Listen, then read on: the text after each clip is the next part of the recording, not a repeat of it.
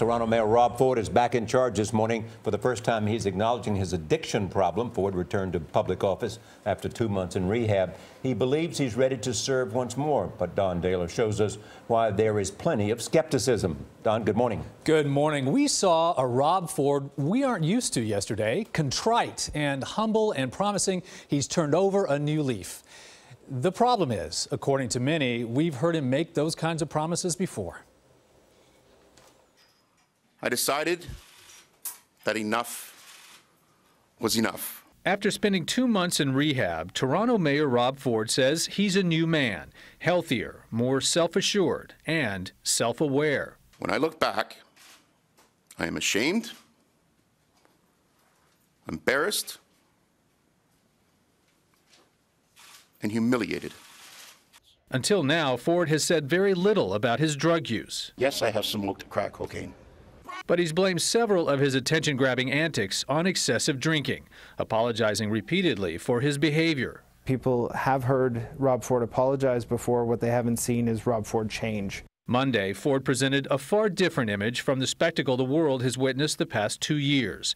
Last year, he charged through City Hall chambers as fellow lawmakers turned against him and was caught on tape in an intoxicated tirade full of expletives. I'll rip his throat out, I'll pull his eyes out, when he's dead, he'll make dead. While Ford was away at rehab, his poll numbers actually rebounded. But still, some Toronto residents and fellow politicians say they are skeptical about Ford's promises. I've sat very close to the mayor for 10 years. Unfortunately, I don't think his behavior is going to change. This latest apology is Ford's apparent first step toward redemption in the eyes of Toronto voters. This is a long, long road to recovery. And no matter what I do, I will never be able to change the mistakes that I have made in the past. Rob Ford, the person, is a mess. His policies have a lot of validity that hit home with a lot of people. Ford has yet to address his ongoing criminal investigation. At yesterday's press conference, some media were excluded, and he refused to take questions. There's a large percentage in all the polls that come back saying they just want Rob Ford to resign, and that's never going to change.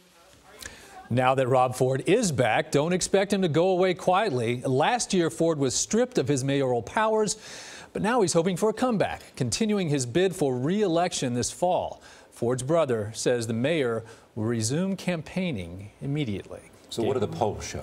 Yeah. Well, the polls show actually that he has increased in popularity. He dipped for a while, but he has been very popular through his old term.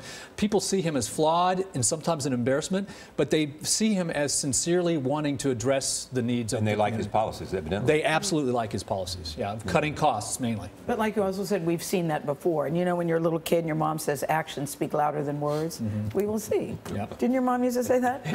Yes, actions speak louder than words. Interesting, he took no questions. No at the press Yes, conference. I thought that was interesting too. Thank you, Don.